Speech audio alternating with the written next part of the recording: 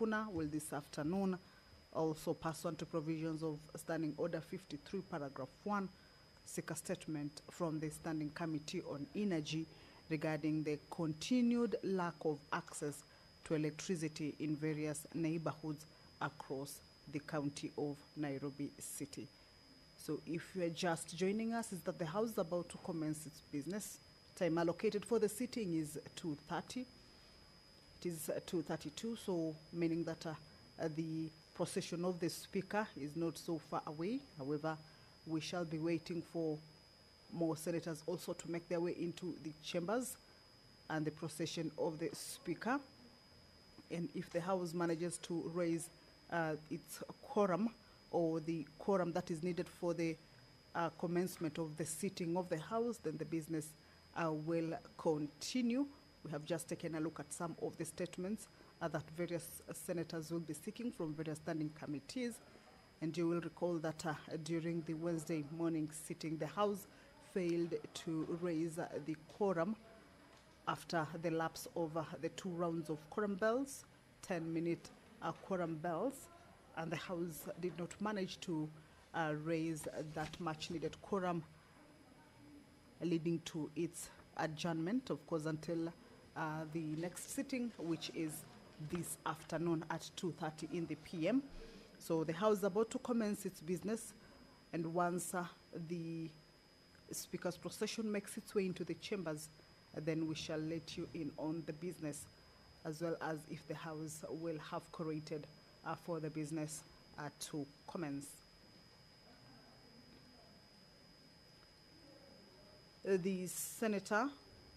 The nominated Senator Karen Nyamu this afternoon also has a statement.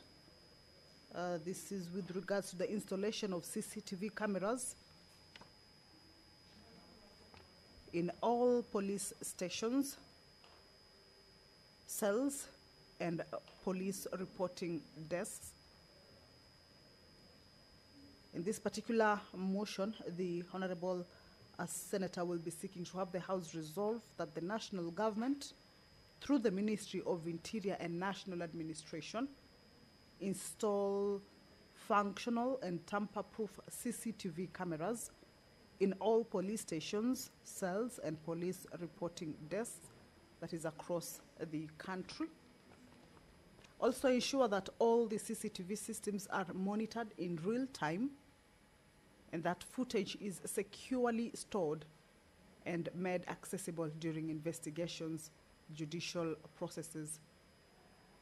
And the House will also resolve that the national government, through the Ministry of Interior and National Administration, regarding the installation of CCTV cameras, provide the necessary resources, technical support, and training to law enforcement officers for the effective operation and maintenance of the CCTV systems and continuous digitization of occurrence book platforms. This is also part of the business that this afternoon is lined up for consideration as the members prepare to get into the chamber, take their positions, and begin the business that is lined up for consideration. If you're just joining us, that the House is about to commence its business. Members have already made their way into the chambers. At the entrance of the Senate chambers, we can see some activity. That is an indication that the Speaker's procession is close by. And that is the procession of the Speaker. Ahead of it is the mess, that is the Speaker of the Senate, Honorable Amason Jeffa Kingi. He will be presiding over this afternoon sitting. Allow me to hand you over to this live broadcast brought to you by PBU in partnership with KBC. Good afternoon. Na tuombe.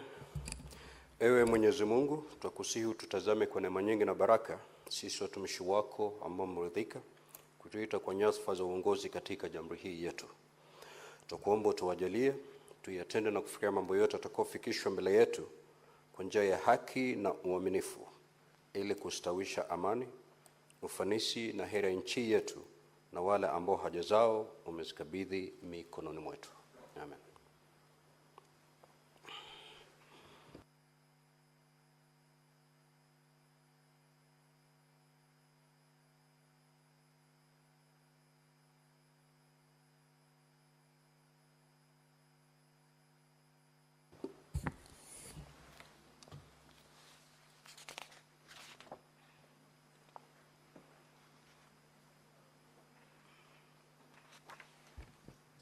like to have quorum.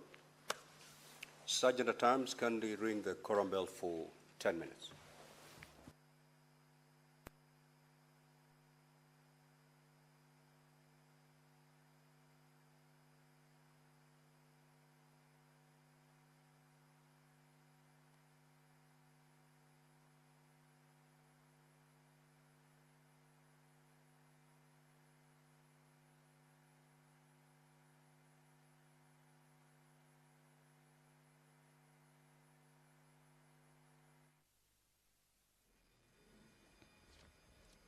The prayer has been said and the chair taken. However, the business or the sitting of the Senate cannot commence yet due to a quorum hitch, as directed by the Speaker, that the quorum bell be on for a period of 10 minutes, as provided for in the House Standing Order 39 and 40. At the commencement of a sitting of the Senate, at least 15 senators shall be seated inside the chambers or present in the chambers. If that is not the case, then that would mean that the House has not quorated for it to be able to commence the sitting, and hence that particular quorum bell that is currently on.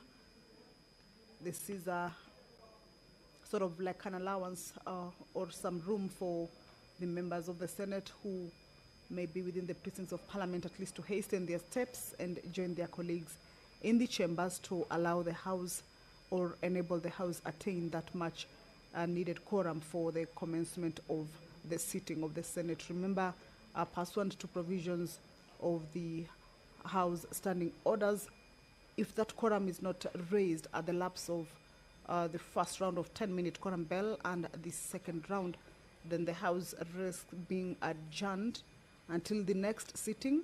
That is what we saw in the morning, during the morning sitting, where the House failed to raise that quorum and it was forced to adjourn. And therefore, that means that the business that was lined up for consideration or to be transacted during that particular sitting was not transacted or was not considered. So we believe that this afternoon that the senators will avail themselves and enable the House raise that quorum for it to be able to carry out with the business that is lined up for consideration this afternoon. We shall be keeping tabs with the numbers of the senators and also follow the direction from the Speaker on whether the House will have attained the quorum or not at the lapse of the first 10-minute quorum bell. Back to the business that will be transacted this afternoon. The members will be considering a motion by the Honorable Senator Richard Onyonka. This is with regards to the need to increase voter registration and polling centers in diaspora. And in this case, the Senate will be resolving that the Independent Electoral and Boundaries Commission, that is the IEBC, in collaboration with the Ministry of Foreign and Diaspora Affairs, to establish at least 100 voter registration and polling stations globally, in this case prioritizing high-density diaspora zones across North America, Europe, the Middle East, Africa, Asia, and Oceania, and progressively decentralize voter registration and polling services from embassies to community accessible venues to facilitate wider participation. Also, within this particular motion, the resolution will be that the IBC rolls out civic education and voter sensitization campaigns within diaspora communities through digital and local engagement platforms, and also that IBC to operationalize the additional polling stations in time, that is before the next general election cycle, and monitor them for transparency, efficiency, and effectiveness. The House is about to commence this sitting. However, there is a quorum hitch. The prayer has been said and the chair taken. But as provided for in the House Standing Order, at least 15 senators should be present in the chambers for it to be deemed to have quorated. That is the majority leader or the leader of the majority party, Honorable Aaron Cheriot, trying to find out whether the House has attained a substantive number of members inside. More members, of course, making their way into the chambers. And in a short while, I believe we shall be able to correct. Those are more members making their way. So once the Speaker directs or indicates that the quorum has been raised, then we shall let you in on the proceedings of the Senate. Back to the motion regarding the need to establish or increase voter registration and polling centers in diaspora. The resolution from the Senate will be also that the National Treasury, all right, let's listen in.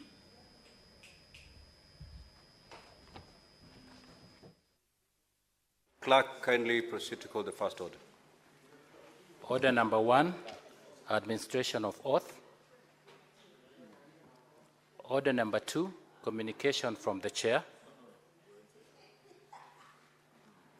Order number 3, messages.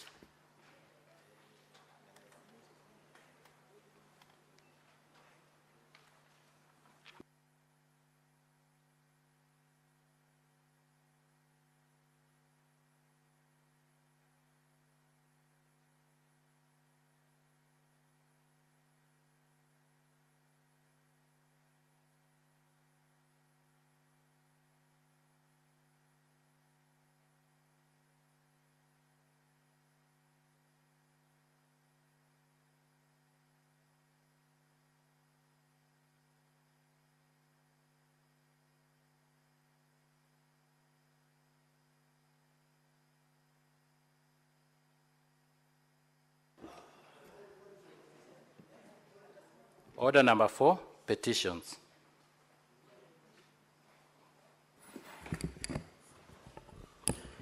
Honorable Senators, pursuant to Standing Order 232(1)B, I hereby present a petition that has been submitted through the clerk by Mr. Tom Boyer Ochieng concerning forced disappearances of young fishermen. As you're aware, under Article 119(1) of the Constitution, and I quote, "Every person has a right to petition Parliament to consider any matter within its authority, including to enact, amend, or repeat any legislation."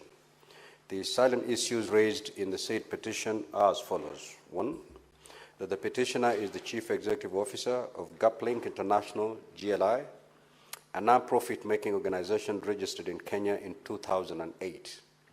The organization helps marginalized communities overcome their socio-economic challenges through enhancing their capacities to demand and advocate for democratic governance, accountable and transparent leadership, prudence and equity in resource management, appropriate response to needs of special population, and peaceful coexistence, security, and humanity.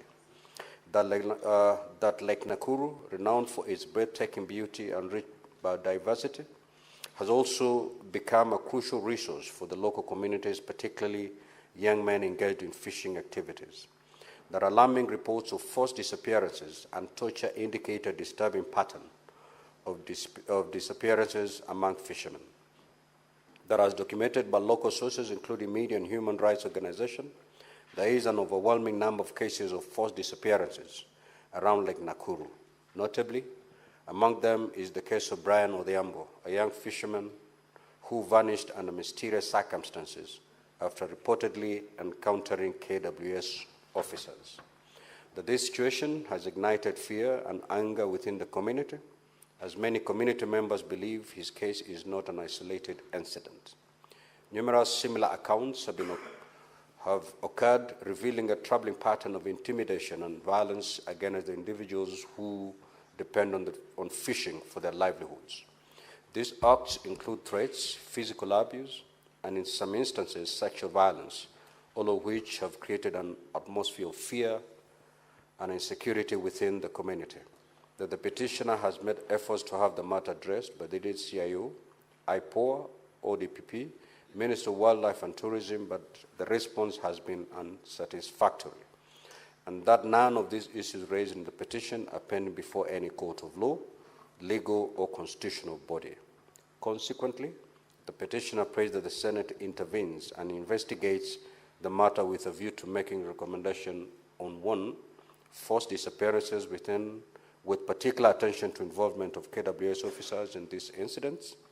2, the promotion of community engagement by fostering dialogue among KWS, local fishermen, and other stakeholders to resolve disputes related to fishing rights and practices while prioritizing the protection of human rights.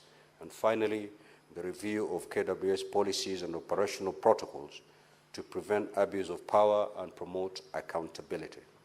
Honorable Senators, pursuant to Standing Order 2381, I commit the petition to the Standing Committee on National Security, Defense and Foreign Relations for its consideration. In terms of Standing Order 2382, the committee is required in not more than 60 calendar days from the time of reading the prayer to table its report in the Senate for consideration. The Senate shall thereafter consider and adopt the report of the committee. I thank you. Next order.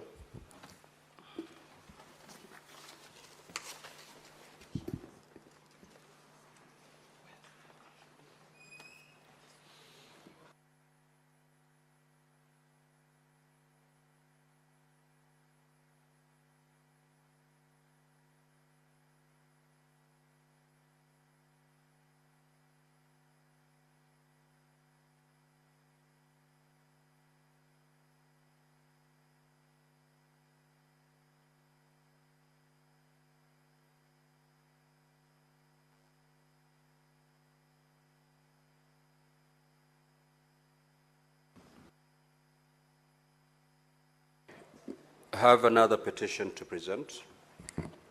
I hereby report to the Senate that a petition has been submitted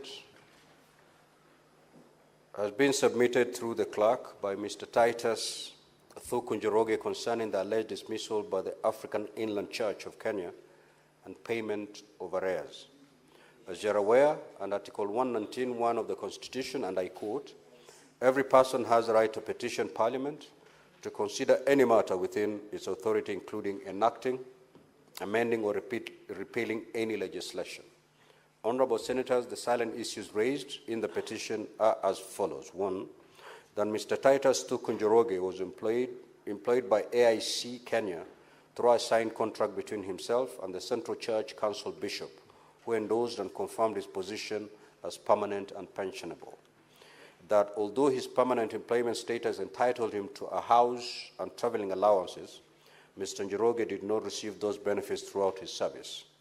That from October 2024 to April 2025, Mr. Titus Thukunjoroge did not receive his salary and allowances despite undertaking his duties. Upon raising the issue with his employer, he was informed that he had been employed on contract terms for a period of 2 years and that he had been replaced by another employee without prior notification or due process. That the petitioner made several attempts to resolve the concerns presented in this petition with his employer, the Minister of Labor and Social Protection, State Department for Labor and Skill Development Department, all of which have been unsuccessful. That none of the issues raised in the petition are pending before any court of law, constitutional, or legal body. Consequently, the petitioner prays that the Senate intervenes in the matter with a view to do the following. 1, making recommendations on compensation to Mr. Njoroge, and 2, making any other recommendation necessary in the circumstances. Honorable Senators, pursuant to Standing Order 2381, the petition is hereby committed to the Standing Committee on Labor and Social Welfare for consideration. And in terms of Standing Order 2382, the committee is required in not more than 60 calendar days from the time of reading this prayer, table its report to the Senate for consideration. I thank you. Next order. Order number 5, papers. The Senate Majority Leader.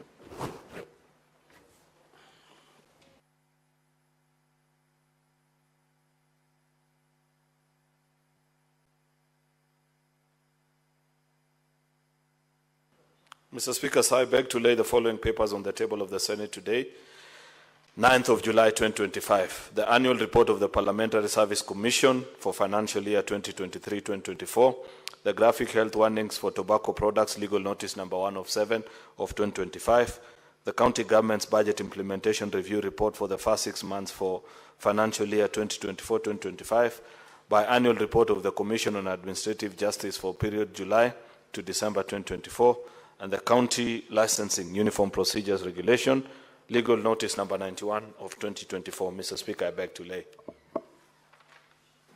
Chairperson, Standing Committee on Health.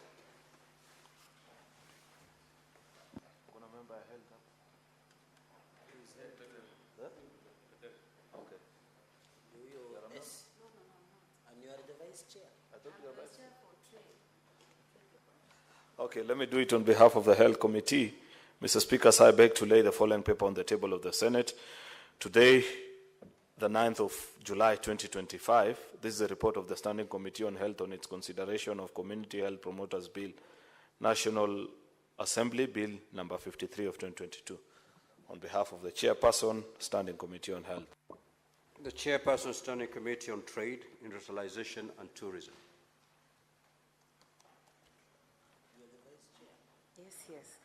Mr. Speaker, sir, I beg to lay the following paper on the table of the Senate today, 9th of July 2025, the report of the Standing Committee on Trade, Industrialization and Tourism on its consideration of the Startup Bill, that is Senate Bills number 14 of 2022.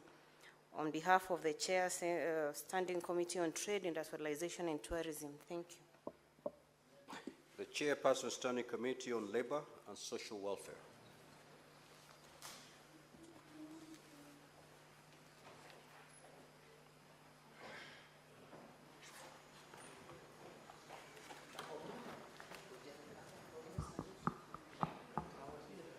The report on petition concerning the failure by Kenya Breweries Limited, Kaplan and Stratton Advocates and Harrison Kinyanjui. Senator Morgo, when you're laying a paper on the table, you need to be at the dispatch.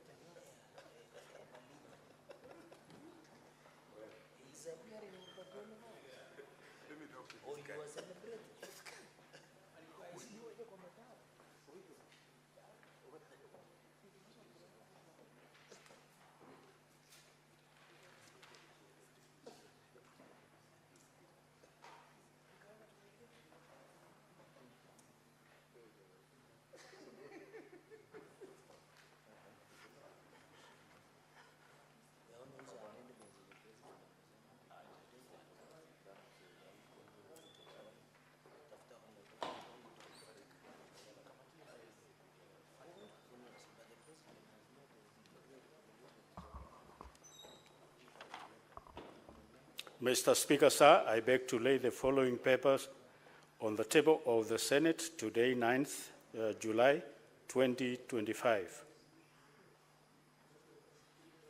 So I beg to lay. What exactly are you laying, Senator Morgo? Report on the Standing Committee on Labor and Social Welfare on its consideration of reports, amendment number 2, Bill, Senate Bill number 45 of 2024, report on the Standing Committee on Labor and Social Welfare on petition to the Senate by Mr. Lawrence Ndutu on behalf of 125 other former employees of Kenya Breweries Limited concerning failure by the Kenya Breweries Limited, Kaplan and Stratton Advocates and Harrison Kinyanjui Advocates to pay compensation awarded to the petitioners. I beg to lay. Senator Catherine Muma.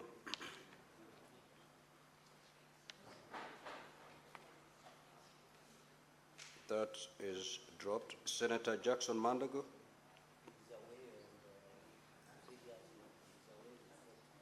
That also is dropped. Next order. Order number 6, notices of motion. The Chairperson, Standing Committee on Labor and Social Welfare.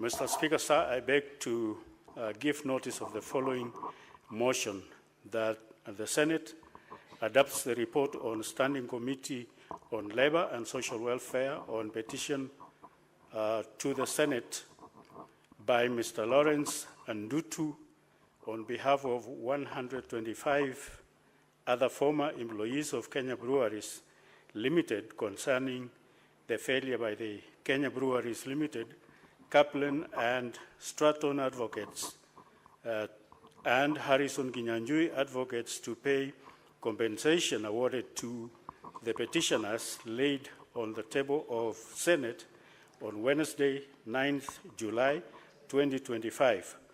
So I beg to lay. Senator Richard Onyonka.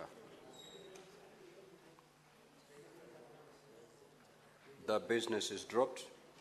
Senator Karen Nyamu. The business is dropped. Senator Catherine Muma. The business is dropped. Senator Jackson Mandago. The business is dropped. Next order. Order number 7, questions and statements. Statement pursuant to Standing Order 53-1. Senator for Kitui County, the Honorable Enoch Wumboa.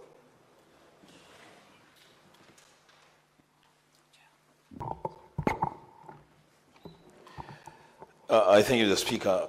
I rise pursuant to Standing Order 53-1 to seek a statement from the Standing Committee on Education on a matter of county-wide concern regarding the welfare of teachers serving in ASAL and other hard-to-serve areas in Kitui County. Mr. Speaker, sir, Kitui County is predominantly an arid region. However, a significant number of teachers in the county do not benefit from the special allowances and considerations provided by the Teacher Service Commission for those serving in the arid and semi-arid lands and other hard-to-serve areas. In the statement, the committee should address the following. 1, which wards in Kitui County are designated by the government as ASAL and hard-to-serve areas? 2, the criteria used by the government to designate areas as ASAL and hard-to-serve areas, the number of teachers in Kitui County currently benefiting from the ASAL and hard-to-serve areas allowance scheme, and the number of those who don't benefit from this scheme. And finally, the plans in place by the Teacher Service Commission to ensure that all deserving teachers in Kitui County benefit from the arid and semi-arid lands and hard-to-serve allowance scheme. I thank you, Mr. Speaker. Senator for Samburu County, the Honorable Dr. Lelegwe. That statement is dropped. The Senator from Busia County, the Honorable Omtata. Mr. Speaker, sir, thank you for the opportunity.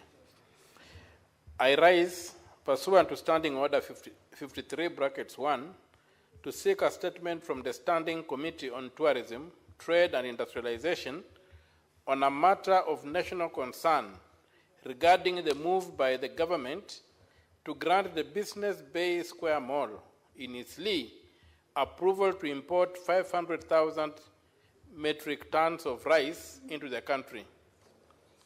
Mr. Speaker, sir, this development has raised concern about the impact of this decision on local rice farmers, the transparency of the quota allocation process, and the apparent bypassing of established regulatory institutions such as the Agriculture and Food Authority, brackets AFA, which, under the Crops Act, is mandated to oversee decisions related to food crop imports.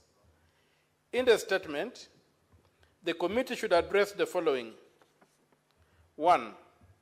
The criteria and policy justification used by the government to allocate the rice importation quota to Business Bay Square Mall, including whether the process was competitive and aligned with legal and regulatory frameworks such as the Crops Act and the Food Crops Regulations of 2019.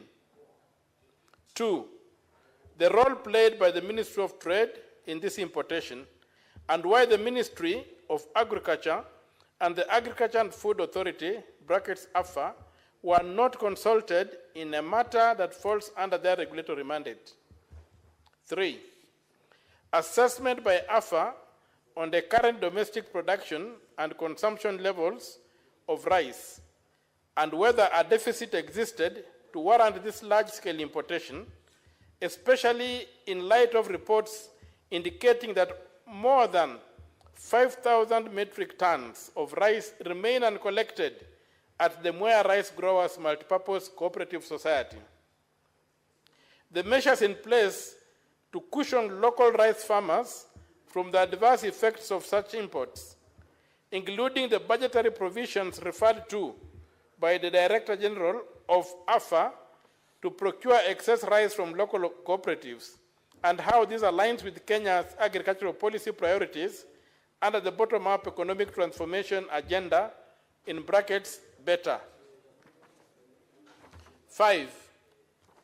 Impact of rice imports on local market prices and outline strategies being implemented to balance food affordability for consumers while safeguarding the competitiveness and sustainability of local rice production.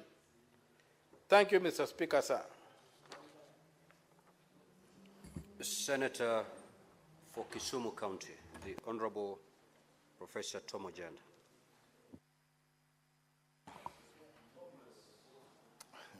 Thank you, Mr. Speaker.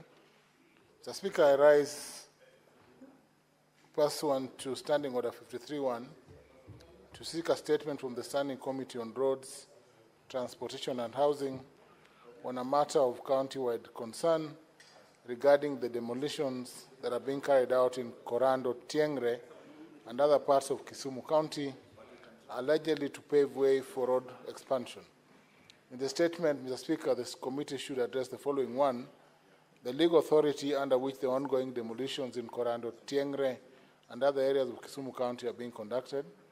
2, whether the affected residents were issued any form of notice before the demolitions, and whether there was any public participation or stakeholder engagement in accordance with the Constitution and relevant legal frameworks. 3, the status of land on which the demolitions are taking place, specifically whether the affected properties are situated in public, private, or community land. 4, the existence of any compensation or resettlement plans for residents whose homes or properties have been demolished. And lastly, the entities or agencies involved in executing the demolitions and whether they are acting under formal directive or legal mandate. Mr. Speaker, my second statement is on the state of facilities in health facilities in Kisumu County. Mr. Speaker, I rise pursuant to Standing Order 53-1 to seek a statement from the Standing Committee on Health on a matter of county-wide concern regarding the state of health facilities in Kisumu County. In the statement, the committee should, 1, address the state of all public health facilities in Kisumu County, including their level of functionality, staffing, and service availability. 2, whether there are any stalled projects, including those under construction or renovation, stating the reasons for the delays and plans in place to equip these facilities. 3, the efforts by the county government of Kisumu to improve healthcare infrastructure and staffing and to ensure the availability of essential medicines, laboratory services, and emergency care in major county hospitals and health centers. And lastly, where the county government has entered into any partnerships with any development partners to strengthen the county's health system. Mr. Speaker, my third statement is on the role of county governments in national economic planning. Mr. Speaker, these are statements requested under Standing Order 53.1 from the Standing Committee on Finance and Budget on a matter of national concern regarding the role of county governments in the formulation and implementation of national economic planning framework. In the statement, the committee should address the following. 1, the framework currently in place to ensure that county integrated development plans, CIDPs, inform and or align with the national government's medium-term plan, the MTP, and overall development priorities outlined in the bottom-up economic transformation agenda, BETTER, and Vision 2030 in general. 2, how the Intergovernmental Budget and Economic Council, IBEC, and the National Treasury and Economic Planning ensure that national government's fiscal and economic policies reflect the needs of counties. 3, whether there are plans to strengthen the existing intergovernmental frameworks to institutionalize participation of county governments in national economic policy formulation consistent with the provision of Articles 6, 10, and 174 of the Constitution, and if so, obtain information on such plans. Mr. Speaker, my last statement is on access to and quality of education in marginalized counties under the competency-based curriculum, CBC. Mr. Speaker, I rise pursuant to Standing Order 53.1 to seek a statement from the Standing Committee on Education on a matter of national concern, namely the implementation, access to and quality of education under the competency-based curriculum, CBC, in marginalized counties. In the statement, the committee should address the following. 1, the progress made in rolling out the curriculum-based program, CBC, in marginalized regions, including adequacy of infrastructure and the availability of learning materials tailored to CBC requirements. 2, the challenges faced by schools in marginalized counties in effectively implementing the CBC, including issues relating to teacher preparedness and community awareness. 3, the interventions by the national government and county administration to train and support teachers in delivering CBC in marginalized areas. 4, measures put in place by the State Department for basic education to ensure equitable access to CBC for all learners, with specific focus on girls, children with disabilities, and other vulnerable groups. And lastly, the strategies established to monitor and evaluate the quality and impact of CBC in marginalized counties to inform policy and guide resource allocation. I thank you, Mr. Speaker. Senator Eddy for and on behalf of Senator Sifuna.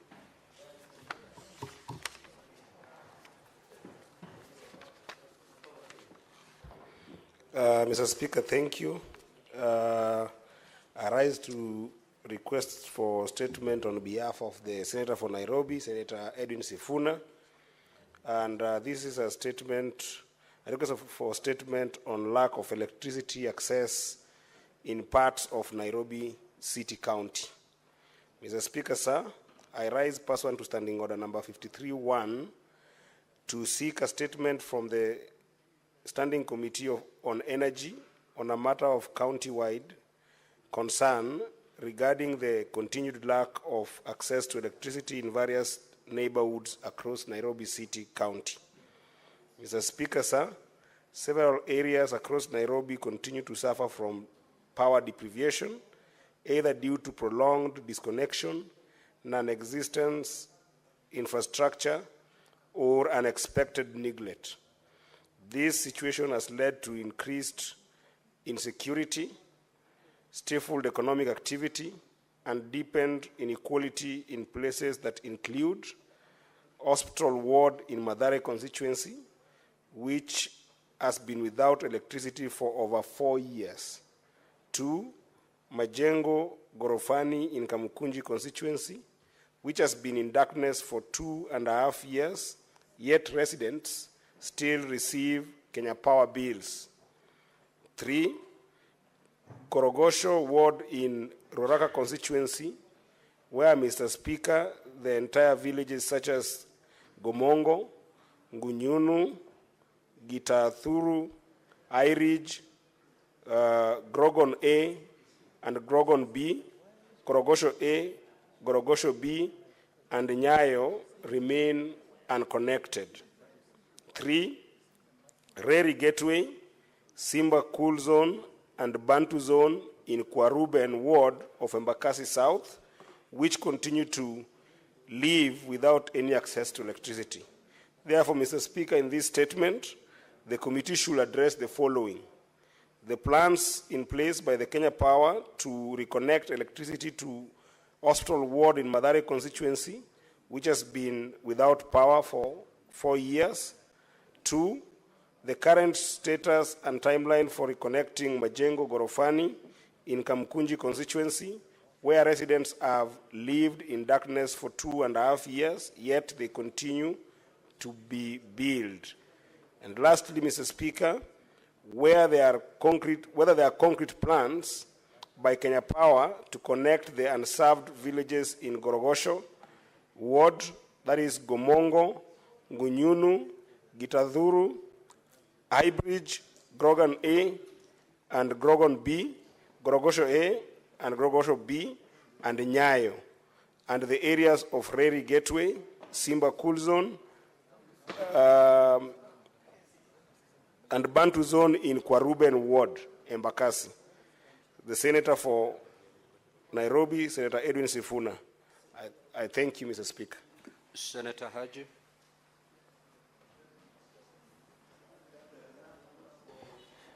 Thank you, Mr. Speaker, sir. I rise pursuant to Standing Order 52.1 to make a statement on a matter of general topical concern, namely the outstanding performance by Faith Kipyegon and Beatrice Chebet at the Eugene Diamond League 2025 Prefontaine Classic held on 5th July 2025 in Eugene, Oregon, USA. Mr. Speaker, can I be protected? Order, honorable senators. May Senator Haji be heard in silence, please. Proceed, honorable senator. Thank you, Mr. Speaker, sir. Mr. Speaker, sir, Faith Kipyegon's victory in athletics is rooted in humility and determination.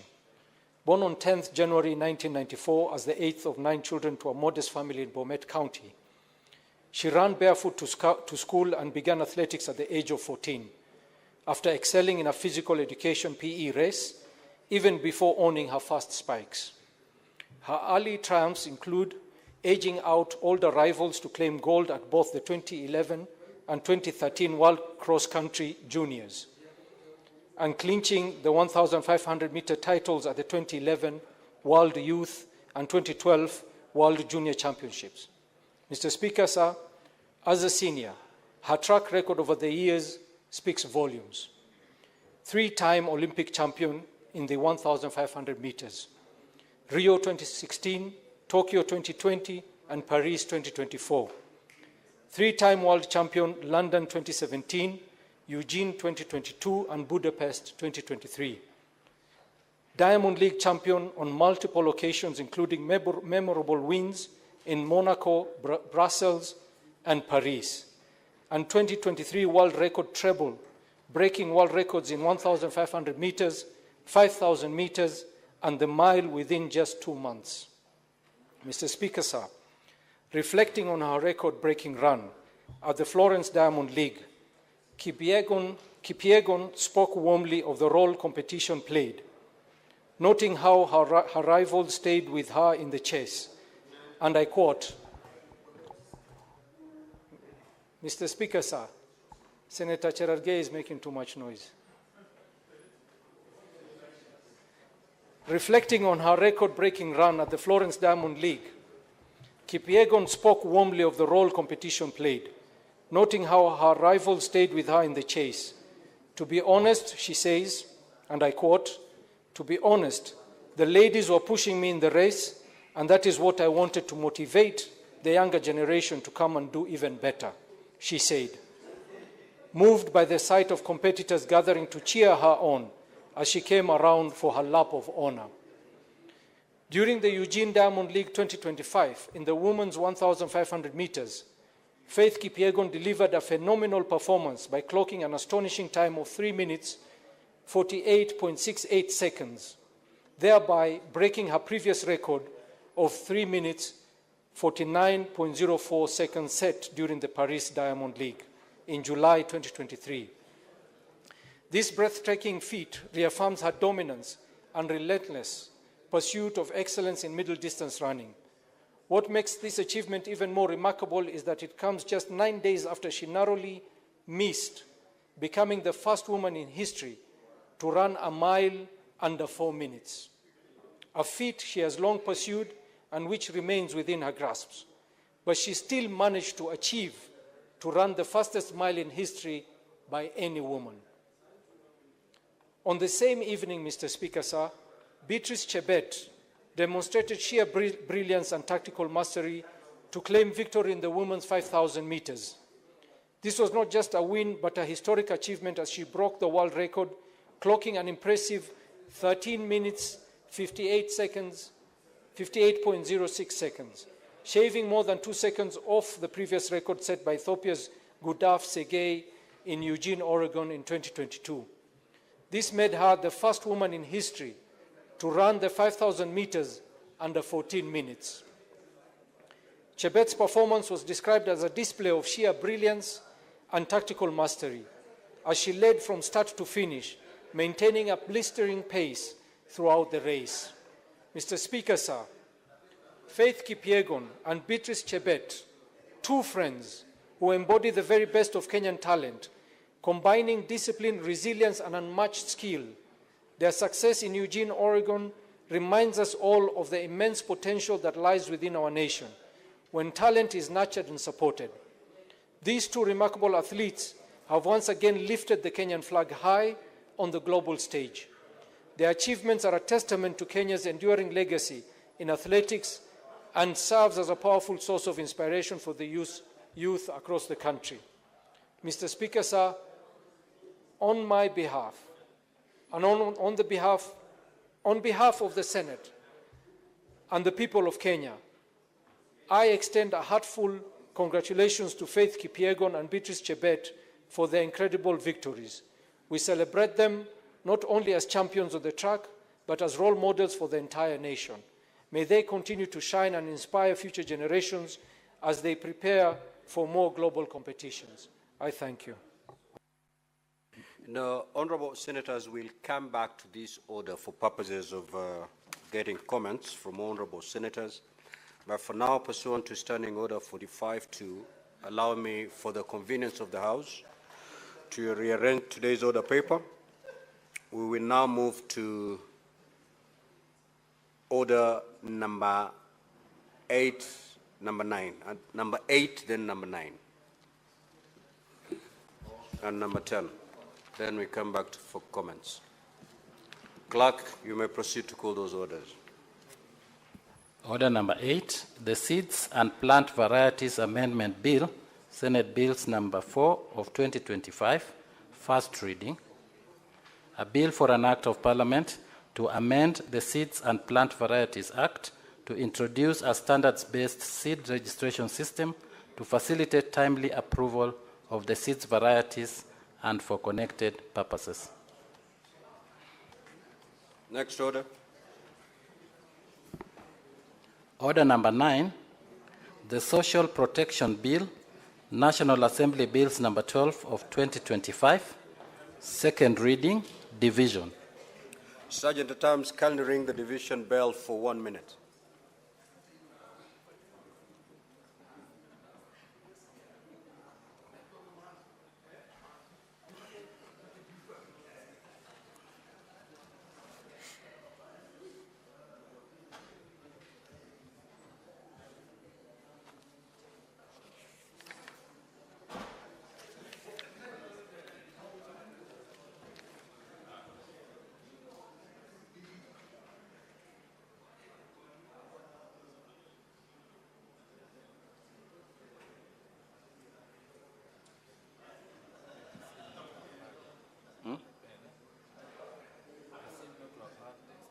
No, it's ringing.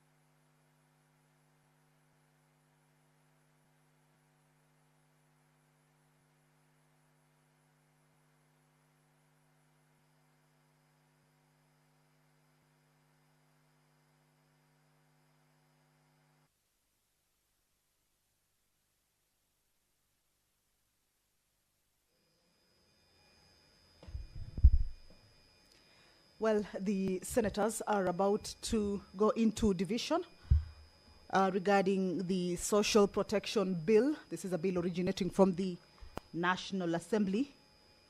The Social Protection Bill number 12 of 2025, a bill that is co-sponsored by the Senate Majority Leader, Honorable Aaron Cheruiyot.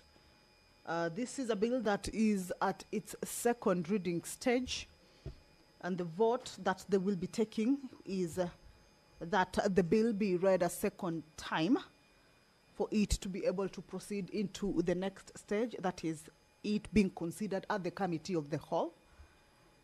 And this is a bill that seeks to reduce poverty and vulnerability and improve the well-being of people by providing assistance, services and programs that build human capital, as well as cushion people against risks and contingencies throughout their life cycles. The bill provides for the establishment of the National Board for Social Protection. You will recall that there are already a number of programs that are targeting to reduce poverty and vulnerability among the citizenry of Kenya.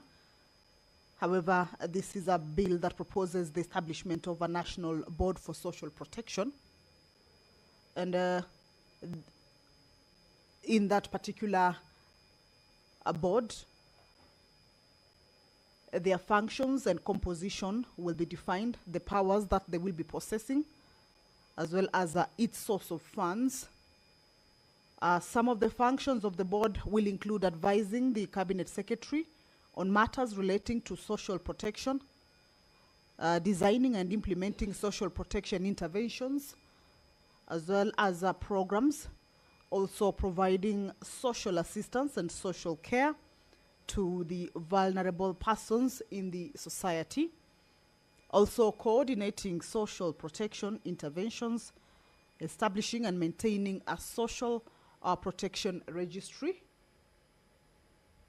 among other mandates, as will be defined within their functions or their powers. The 3-minute division bell has ended. The House has attained the quorum for the vote to be taken. As we can see that the clerk is trying to ascertain whether the number is present. If the number is present, then they will go ahead into the division process. We shall be waiting to be guided by the House, but this is a bill that also touches on the counties and therefore has been forwarded to the Senate for consideration. Debate already took place conclusively or comprehensively on the floor of the House. So the voting is for it to be read a second time and move into the next stage.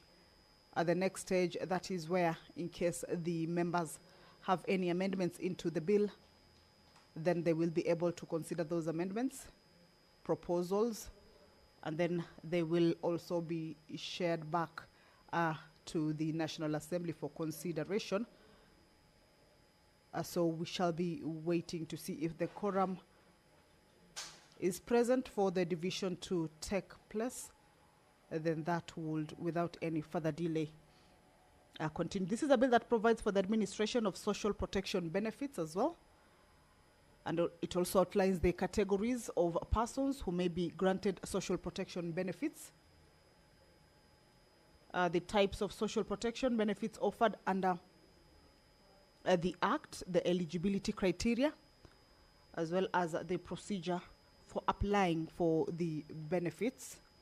It also provides for the reviews and appeals against the decisions of the board, the rights and obligations of beneficiaries, the consequences of abusing social protection benefits, and the circumstances under which social protection benefits may be terminated or refunds made to the board.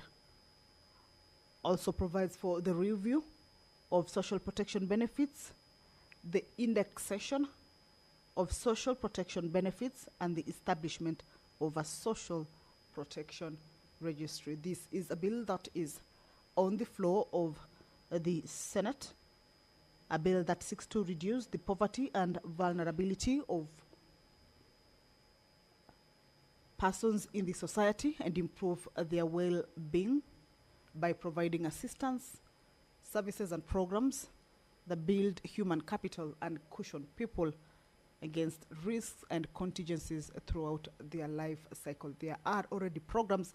However, in this particular bill, there is a proposal for the establishment of a national board for social protection.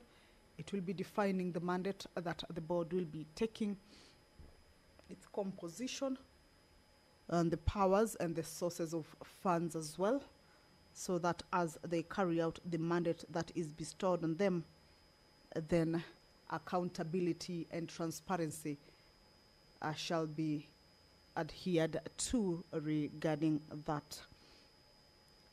The bill also provides for offences, and in the offences created under the bill, this bill include the prohibition of obstructions, the prohibition of persons from giving false information, as well as unlawful disclosure of information.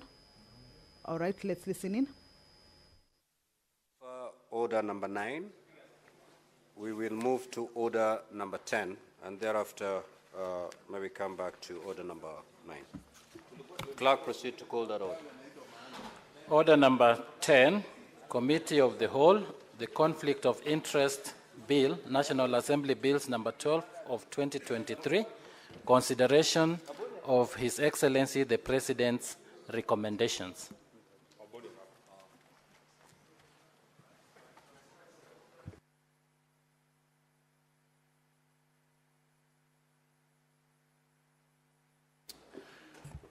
Honorable Senators, it's good to be attentive. Senator Shakila.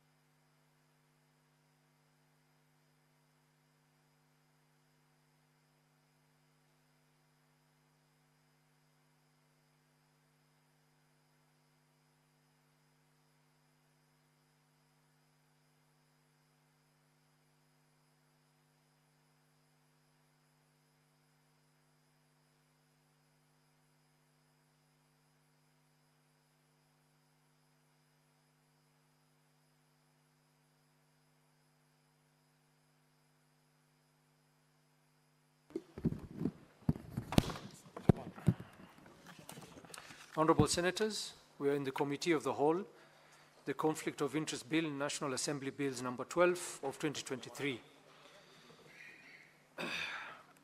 President's recommendation on clause 2, clerk. President's recommendation on clause 2. I propose the question that the President's recommendation clause 2 be approved. Chairperson Jelak.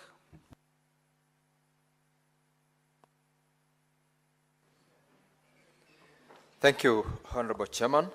I wish to move that the recommendation is approved as provided for in the order paper. And generally, Mr. Chairman, this is as regards what we term as undeclared assets, which has ably been run through in the order paper. I put the question that the President's recommendation clause 2 be approved. Division at the end. President's recommendation on clause 5.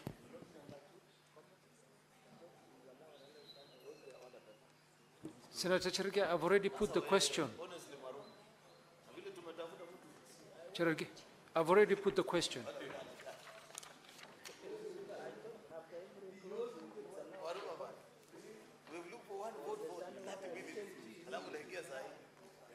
It is allowed, but you should have.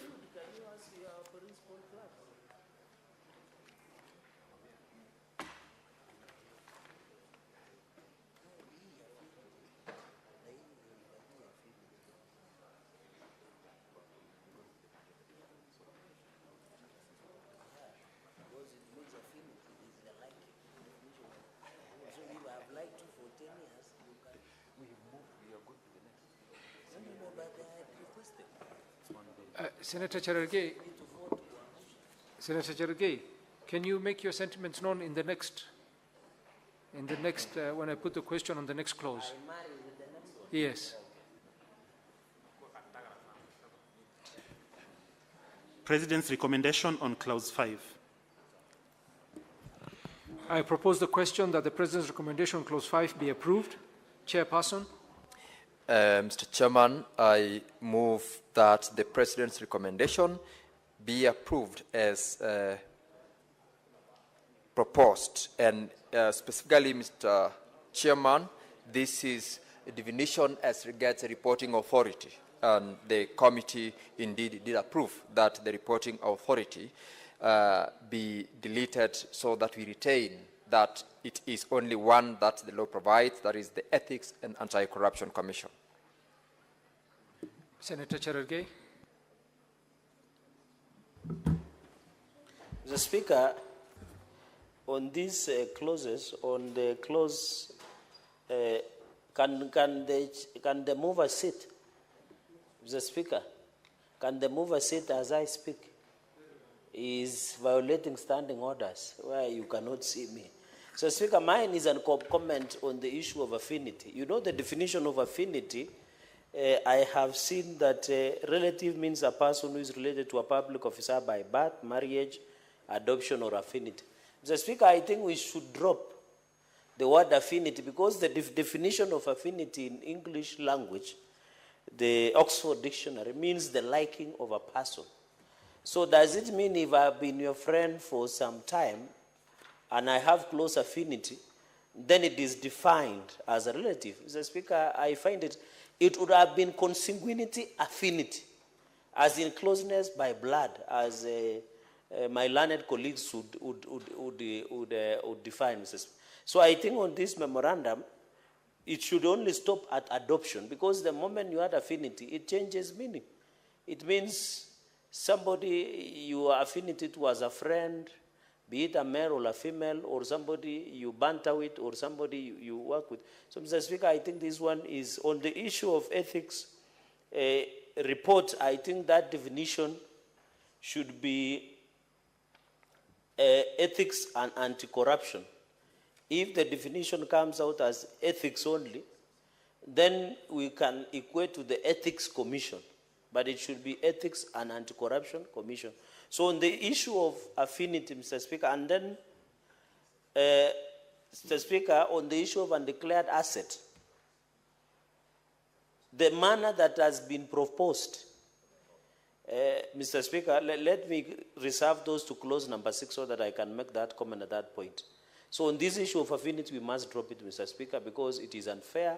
It will, Mr. Speaker, in fact, in conclusion, it will undermine freedom of association as provided by the Constitution.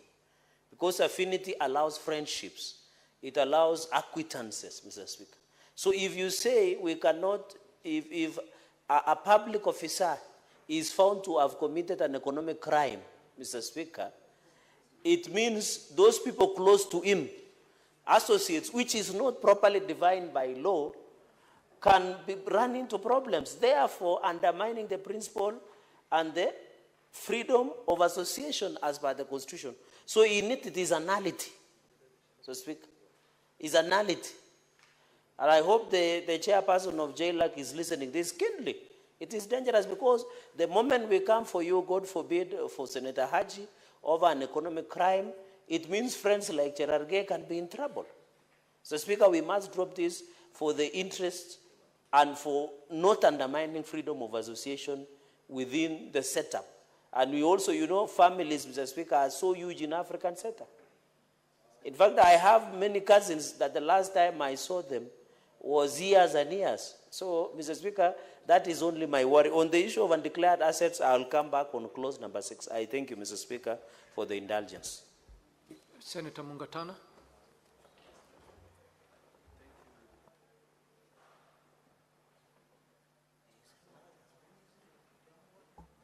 Thank you. Is it on? Thank you, Mr. Speaker. Mr. Speaker, I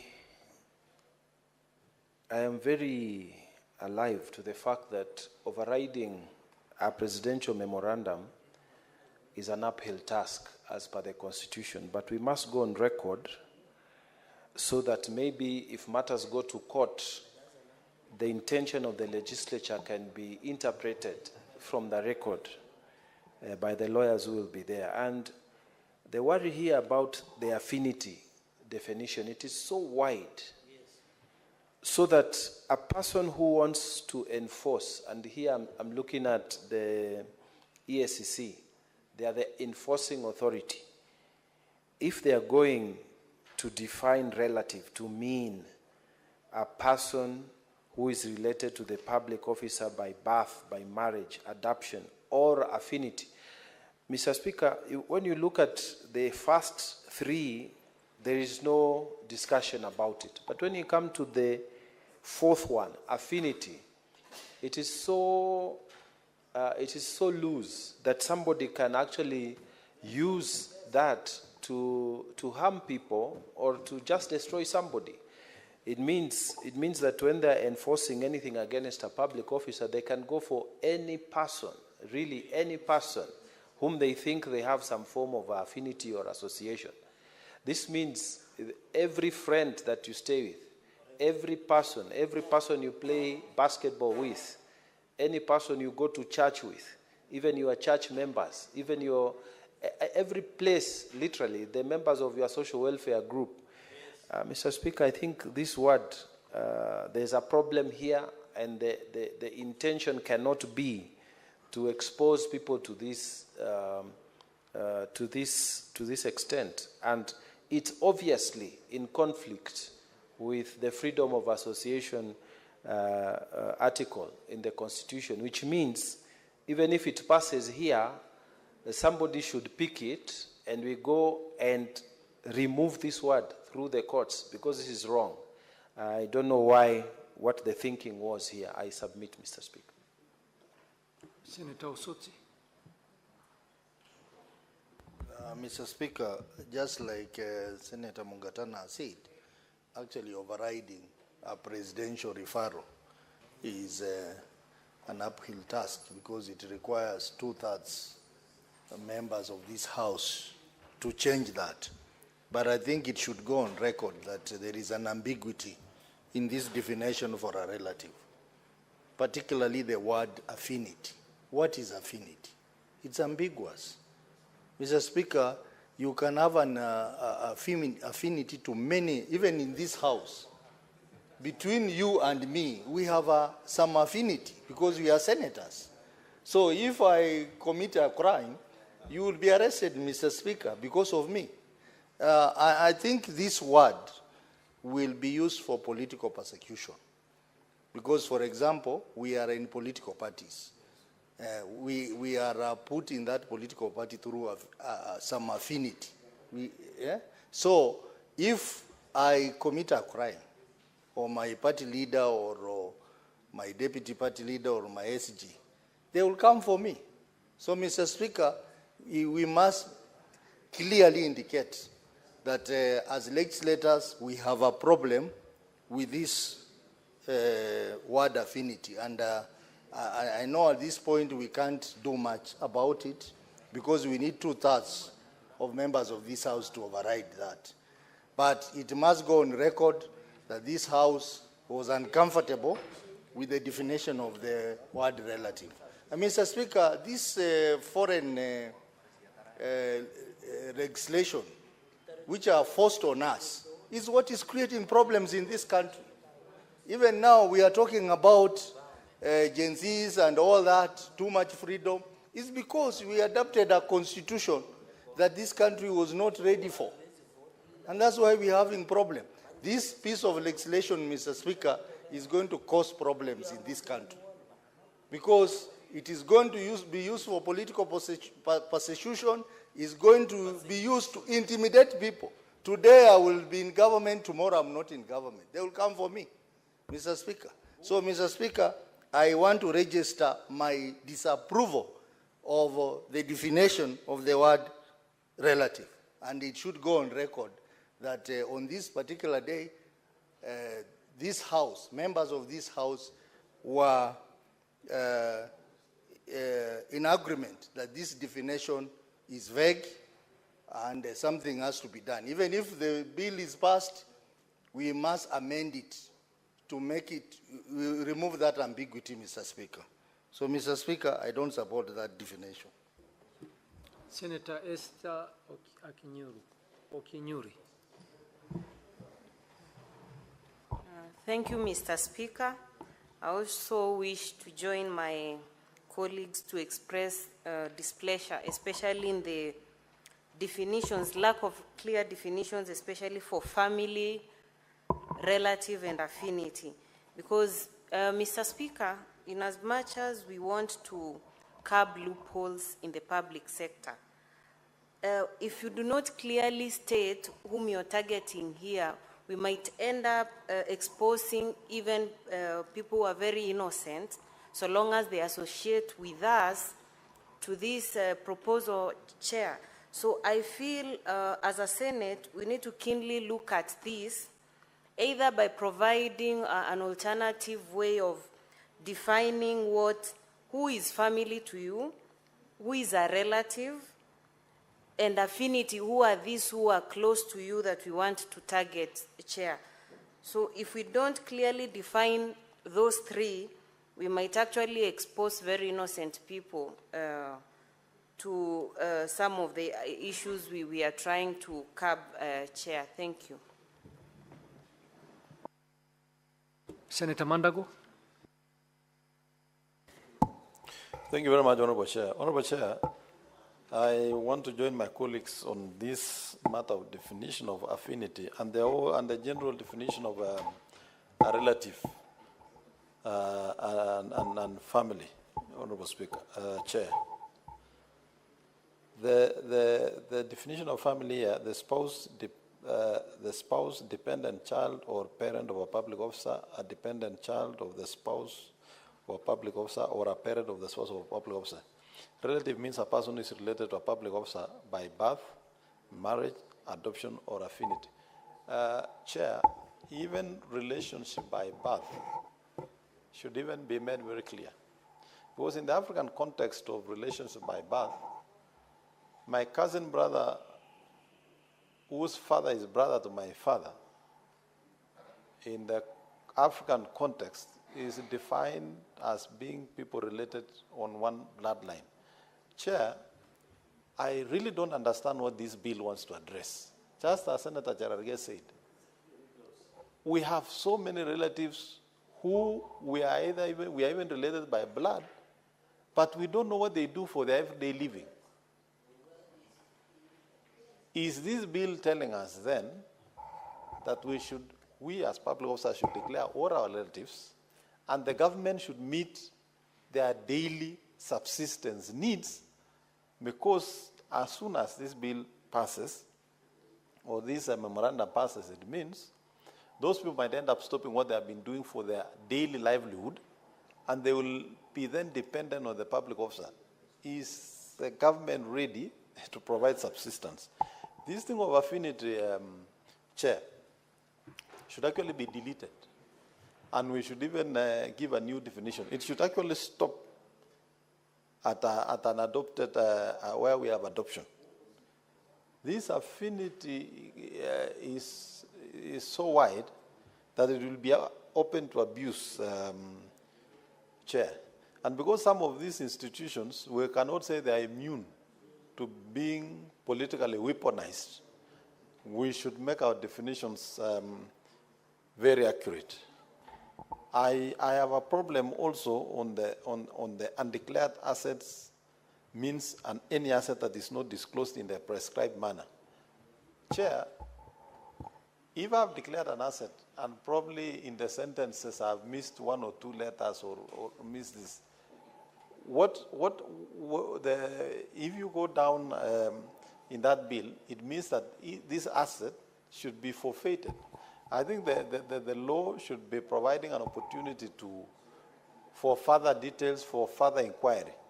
But for you to just say that because you missed, probably maybe you missed, you are declaring your land and you have said block 13/1671 instead of 1617, then you forfeit that asset because you have not declared it in a prescribed manner, Chair, that will be a problem.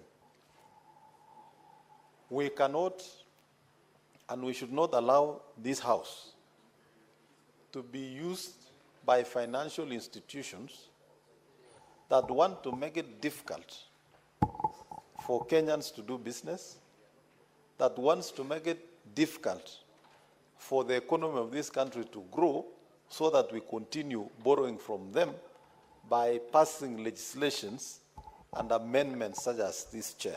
So I wanted to go on record on that, that we need as a house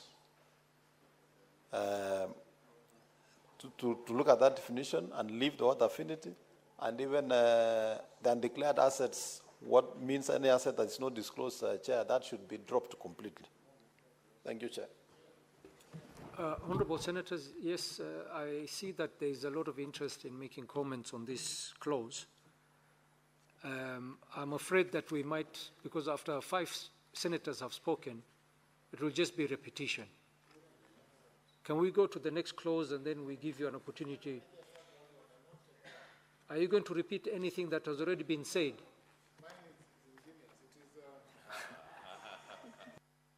Senator Ojenda? Chair,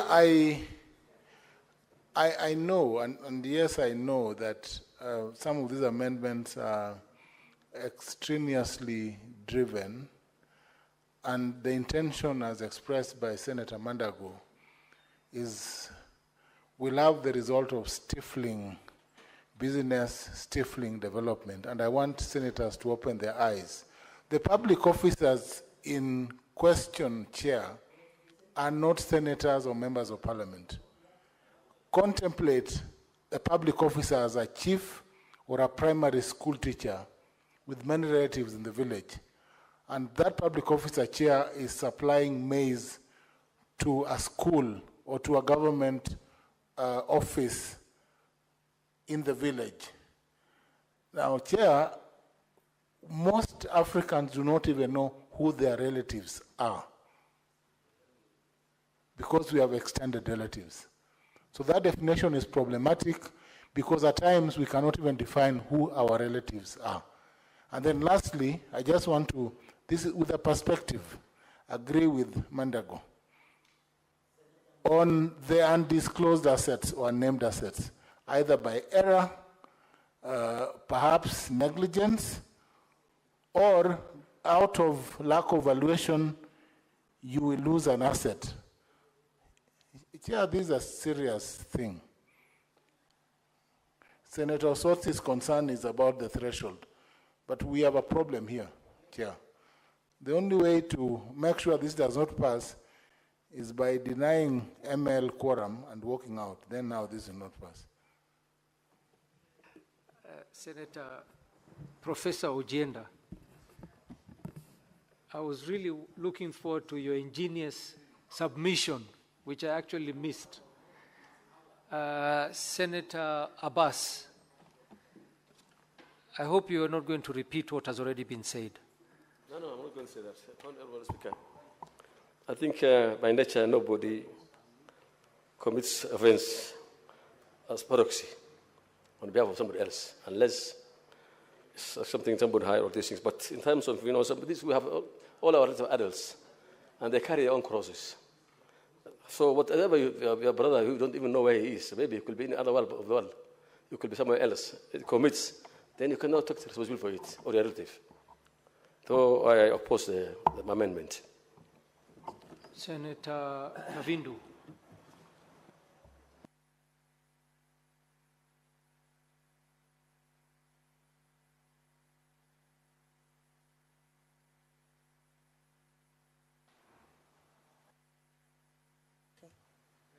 Okay. Thank you, Chair. And because I don't want to repeat what others have said, I'll just comment on that. And Chair, I wish, ML, can I borrow the ears of the Chair, please? Chair, I will not repeat what others have said, but this amendment, the way it is, it will cause a lot of problems to many others. and I'll read a scripture in the Bible.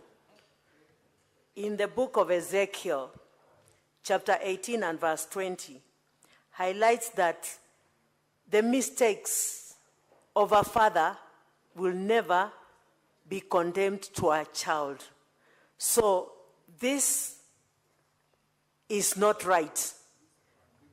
Because if anyone does wrong, they should carry their own cross, but not any relative, not any child, not any affiliation, as in the definition of affinity. This is quite wrong. It's not biblical, and it is not good for anyone. Thank you, Chair. Thank you, Senator. Senator Mohamed Faki.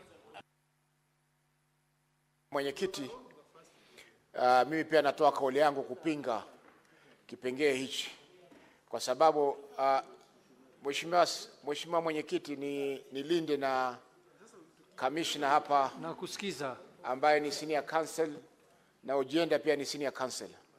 Mheshimiwa Speaker anasema kwa kipengee hichi ni kinyume na hata maadili ya Kiafrika. Kwa sababu Kiafrika tunaishi kama jamii moja. Kwa hivyo kwa mfano mimi ni senator lakini mtoto wangu ameajiriwa na ofisi ya ODPP. Kwa hivyo yeye inawezekana kutokea shida katika ofisi yake nilaumiwe mimi ambaye ni senator ambaye niko kivyangu na ninafanya kazi zangu tofauti na yeye. Kwa hiyo Mheshimiwa Speaker, hii sheria yapinga maadili ya Kiafrika na vile vile ni kinyume na katiba. Kwa sababu huwezi kumnyonga mtu au kumnyang'anya mali yake bila ya kumpa nafasi ya kujieleza kisheria. Kwa hivyo twapinga kipengee hichi na twaomba kiondolewe mara moja katika hiyo memorandum ambayo rais ameleta kuhusiana na hiyo sheria ya maadili. Asante Mheshimiwa Speaker. Thank you, Senators. We shall proceed.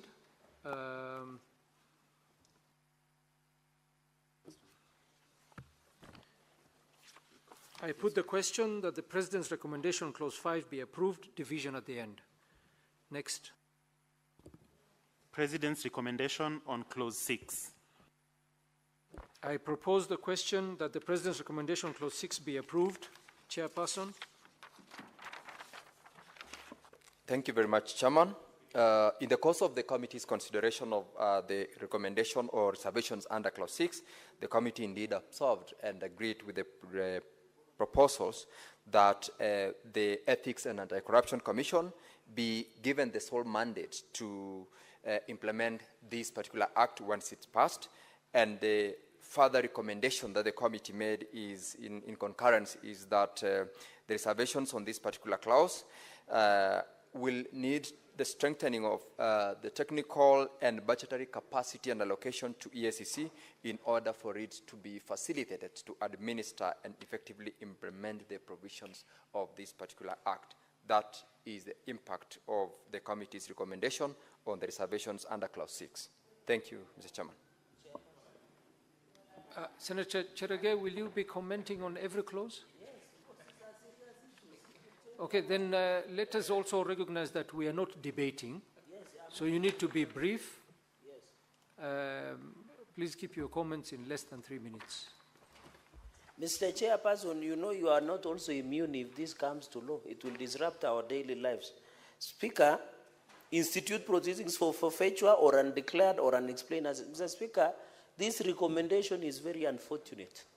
Because, Mr. Speaker, we are aware, either by error or design or default, either by KRA or EACC, when they are doing inventory of your assets, they can leave it unexplained, Mr. Speaker. We are aware of cases where the authority, Mr. Speaker, I wish the two senators, Mr. Speaker, they are blocking you, yet the standing orders is very clear that there should be no one between you and the Speaker. The table office, what is happening? Senior counsel, he just chatted in. He should go and relax and recover from jet lag.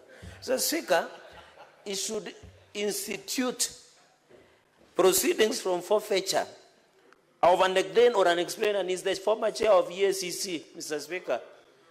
Mr. Speaker, you should be listening. You should be listening, senior counsel. You know you can be old, but you don't have a brain. Mr. Speaker, what I'm saying, institute proceedings, Mr. Speaker, for forfeiture and unexplained assets. Therefore, the question should be, if it is left out, Mr. Speaker, if it is left out, either by design, these unexplained assets, Mr. Speaker, you might lose your property, Mr. Speaker. So I think this amendment, I go with the proposal by the Committee of JLAC on this particular amendment to this memorandum by His Excellency the President. I rest my case, Mr. Speaker. Senator Mugeni. Speaker, the only comment I wanted to make is let's deal with this clause very carefully. I've had the benefit of looking at all the anti-corruption agencies in Africa, including the most successful ones in Rwanda, the one in Botswana, the one in Ghana. You never mix declaration of assets with an anti-corruption commission. There is nowhere in Africa where that role is domiciled in an anti-corruption commission. So as we look at this amendment, we need to also proceed with caution, because we, as lawyers, we know that you don't mix functions of an investigative agency, okay, with a body that is receiving reports to look at any criminal aspect in it. So we need to pass a bill that can pass the test of the time. And we are not an island. We have many examples to learn from all over Africa, you know. In fact, if you go to Tanzania, the declarations are received by the public service. That's the regime that has been prevailing even in this country. It didn't come from noise, because we borrowed from what is happening in other jurisdictions. You go to South Africa, the same thing. So we need to be very careful that we pass a law that is aligned with the constitutional provisions, Chairman. Thank you. Senator Enoch Wambua. Chair, my problem with that clause as proposed is that, you know, Chair, we have the Unclaimed Financial Assets Act. And I was thinking that maybe the best thing would have been to enhance that act to extend to assets, so that you don't pile a lot of work to the EACC, which is already doing the investigations, and then they go and do forfeitures and dealing with unclaimed and uncleared assets. Why can't we do an amendment to the Unclaimed Financial Assets Act and give that role to institutions under that act? Mr. Speaker, I oppose that proposal.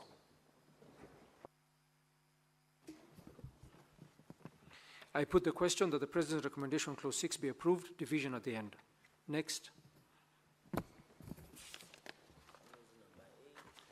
President's recommendation on clause 8. I propose the question that the President's recommendation on clause 8 be approved. Chairperson.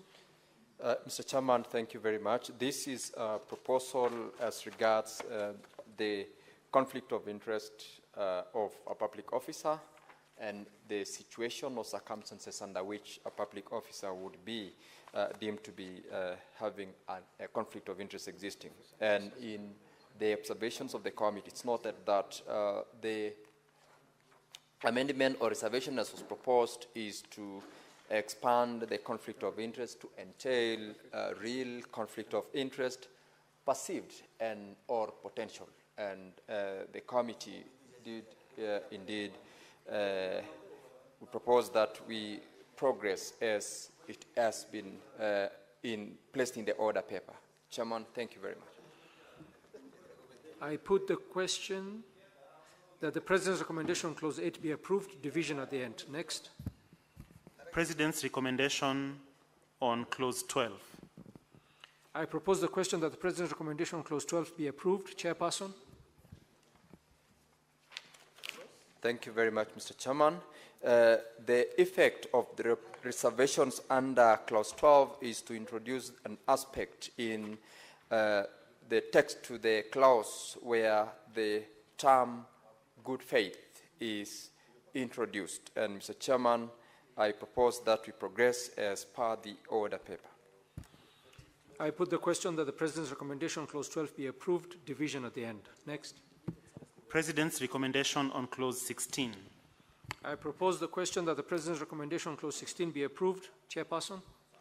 Mr. Chairman, the effect of the reservations under Clause 16 from the Presidential Memorandum is to ensure that public officers are prohibited against receiving gifts or favors from persons who are working within the offices. And Mr. Chairman, I propose that we proceed with it as per the order paper.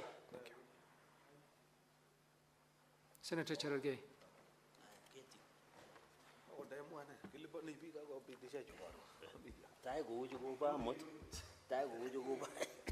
Mr. Chairperson, I don't know why the majority leader wants to disrupt the House.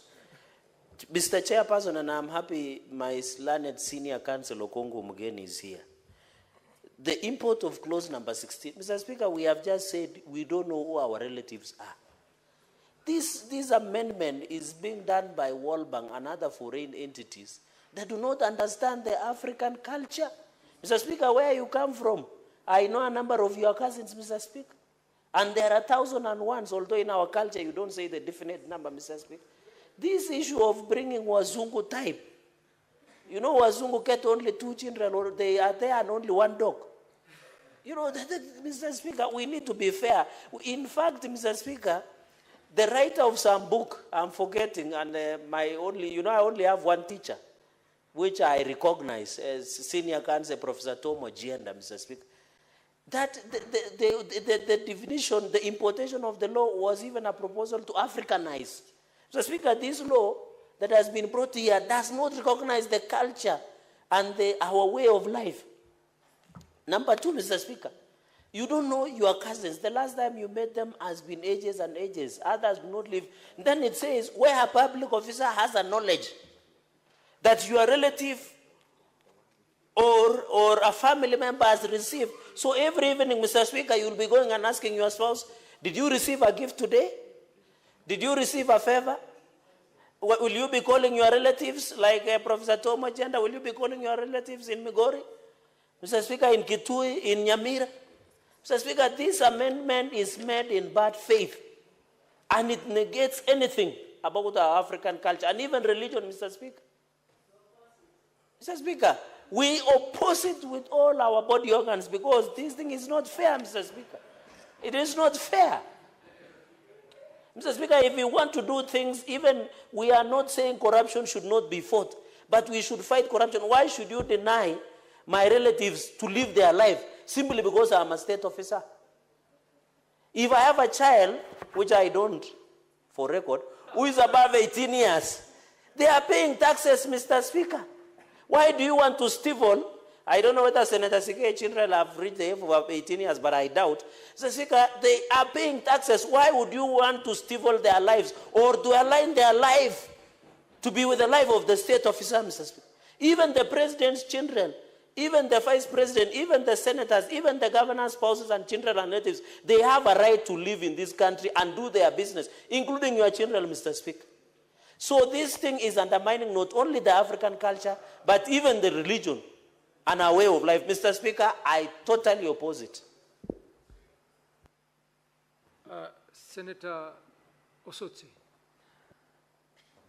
Mr. Speaker, this is another amendment that is very annoying. And I think this house is the house that is going to help Kenyans. Because if you look at Article 115 of the Constitution, where the referral was based, it talks about 2/3. We can easily raise 2/3 here. The other house will have difficulties raising the 2/3. But us, we can raise 2/3 and reject even these referrals that have been made by the president.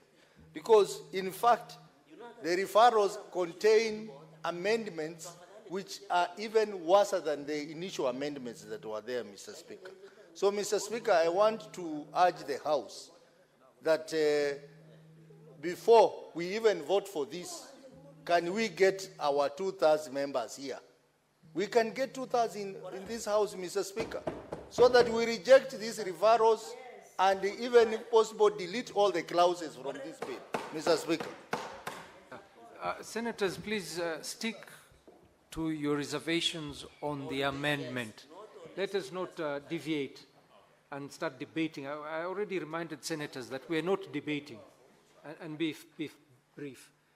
Senator Mogeni. I think this is a very good clause, if I understand it well. It is saying we should not peddle influence. For example, Chirage may not have children, but there are leaders in this country of children. What this clause is saying, we don't want anybody to send gifts to the children of the president, deputy president, senator, or member of National Assembly. So we want discipline, yes. We don't want them to receive gifts. Because they come to Harambes and say, I was given a gift to bring to an Harambe. We want to bring that to a stop. So this one, let it stay. If you are a child of the president, deputy president, governor, senator, you should not CEO, you should not receive any gift. So even I'm saying this so that even the children of the president take note that the Senate is passing a bill that will prevent them from receiving gifts from anybody else on behalf or using the influence of the father or the mother. So this one I'm okay with it, but we start from the top. We start from the doorstep of the president, then come to the doorstep of the deputy president, then go to the governor, go to the senator, go to the women rep, go to the member of National Assembly, then we go to CEOs, everybody. So once this law is passed, Mr. Speaker, let us all be now equal.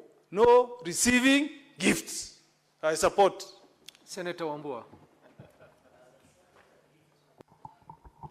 Well, Speaker, you know, we should also not pass laws in vain. And this is one instance where we are trying to pass a piece of legislation clearly just in vain. Because, Mr. Speaker, the definition of a relative and a family member in the African context, it's so wide that, I mean, unless you have nothing else to do, that when you wake up every day, the only thing you have to do is to find out from all your relatives who has received a gift, who has not received a... surely there are some things that, you know, I mean, and we even make the determination that I have knowledge of receipt of those gifts. Mr. Speaker, Chairman, this is one recommendation that I am actually almost, and I don't want to cast aspersions on my colleagues in the JLAC, to imagine that this thing can pass the way it is. Surely, I mean, Chairman, this must be dead on arrival. Even if you wanted to, you cannot enforce it. How do you enforce this? How do you even do it? How do you do it? So this one, you actually this one cannot. Senator Mandago. Yes, Chair. On the issue of gifts, Chair, where our problem is where it says you should have knowledge if your relative receives a gift. For heaven's sake, I have relatives from all the way from Tanzania to Laikipia to West Pokot, and there is even a rumor that I have some relatives in Turkana. How will I tell that they have received a gift and what value? Whereas I would be inclined to agree with what Senator Omogeni is saying, but then let's amend the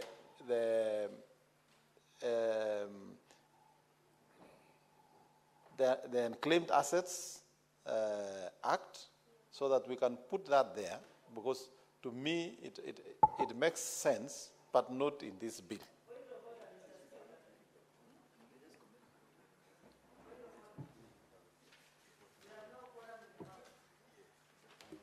Senator Kavindu, what is your point of order? Order 1. There is no quorum, Mr. Speaker. We have no quorum.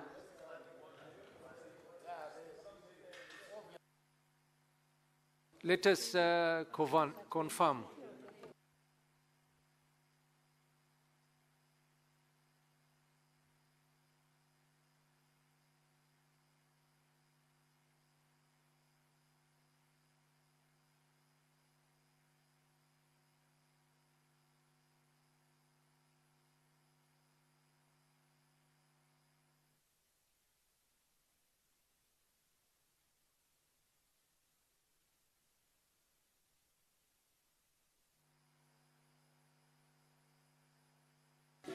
Very well, Senators.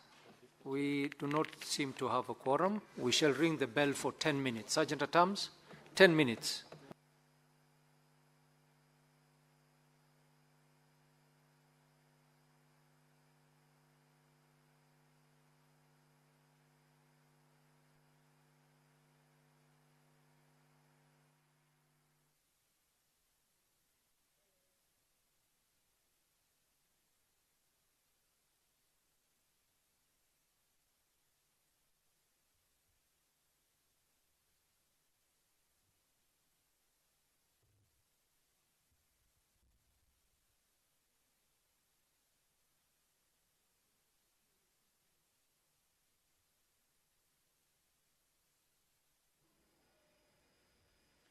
Well, again, the House has faced a quorum hitch during the proceedings.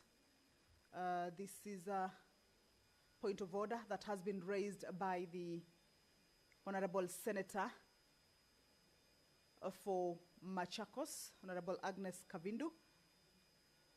The House was considering the President's recommendations on the Conflict of Interest Bill, a bill originating from the National Assembly, Bill number 12 of 2023. This is a business that was being considered at the Committee of the Whole. However, during that particular session or proceedings, the Honorable Senator for Machakos, Agnes Kavindu, indicated to the chair that the House does not have the requisite quorum that is needed during the proceedings of the Senate.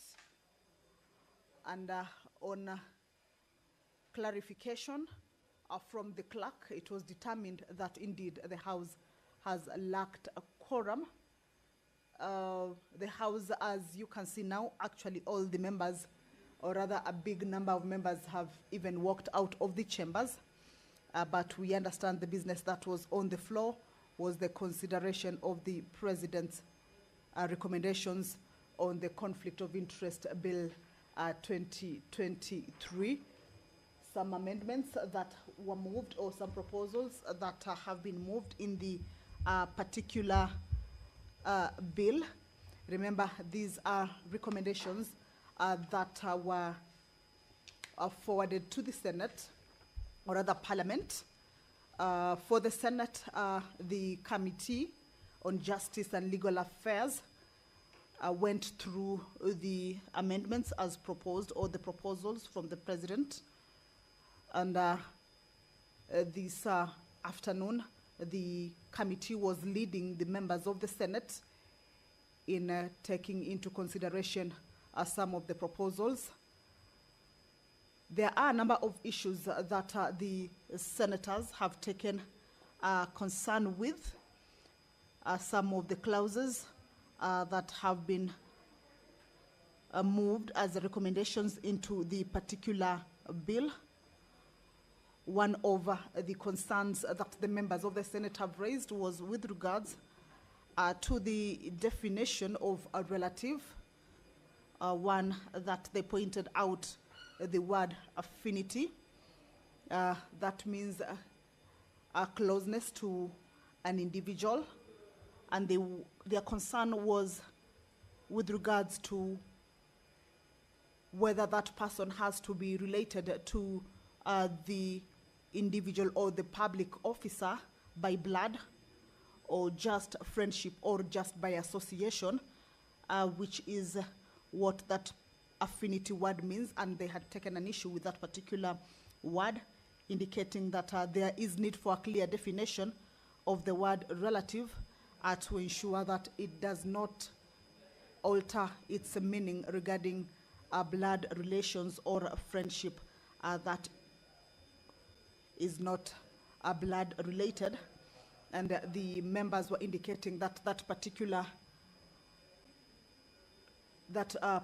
clause or that particular recommendation must be dropped, indicating that it is unfair and might as well undermine the freedom of association by the different public officers as they go about their duties.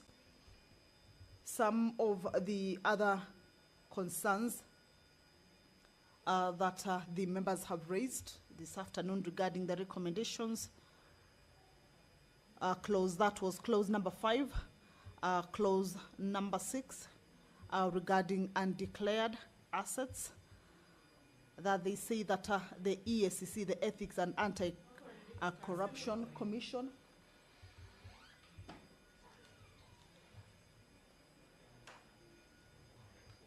does not necessarily have or need to have the sole mandate to implement the act, indicating that there is already existing law, and that is the Unclaimed Financial Assets Act.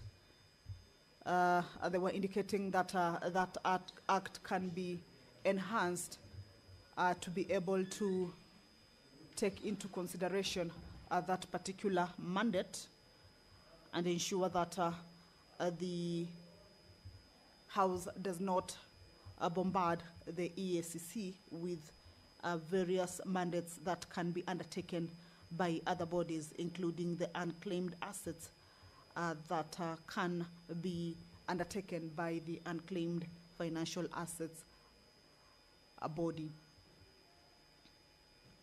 The members also took an issue with clause 16. This is a clause that has indicated or is proposing that public officers, or that seeks to ensure that public officers are prohibited from receiving gifts or favors given by persons perhaps working within the offices that they are in.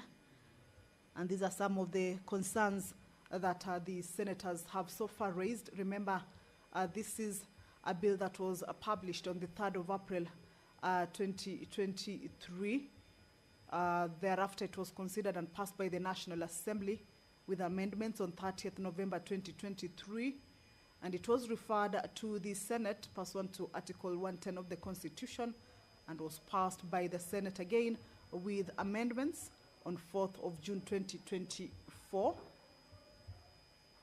Taken back to the National Assembly, considered and rejected the Senate amendments to the bill on 24th of July 2024. And consequently, pursuant to Articles 112 and 113 of the Constitution, a mediation committee was appointed to consider and develop a version, or rather a mediated version of the bill that may be passed by both houses. And the mediated version of the bill was approved by the National Assembly on 5th of December 2024, and by the Senate again on the 8th of April 2025, following which it was transmitted to the President for assent. And by a memorandum dated 28th April 2025, His Excellency the President referred the bill back to Parliament with reservations, recommending the reconsideration of a number of clauses, and that is what the House has been doing this afternoon.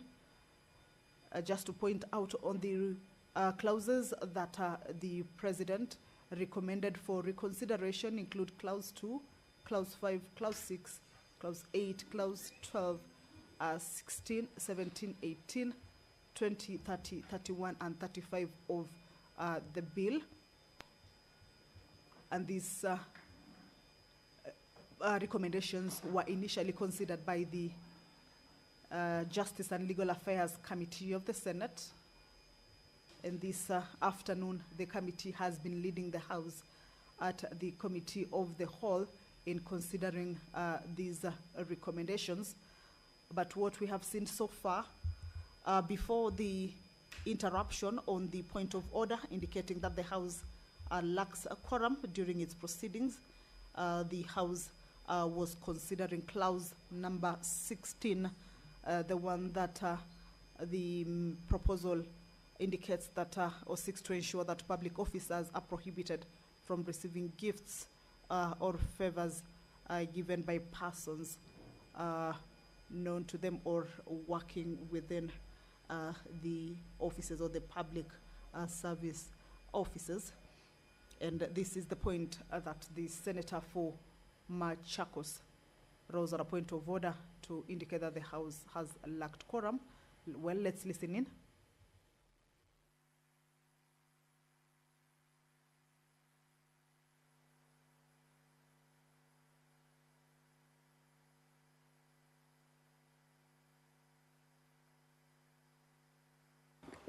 Chairperson.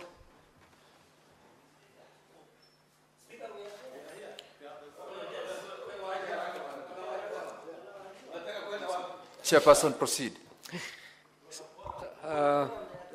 Honorable Speaker, I beg to report that the Committee of the Whole on the Conflict of Interest Bill, National Assembly Bills number 12 of 2023, has lacked quorum to proceed with the business.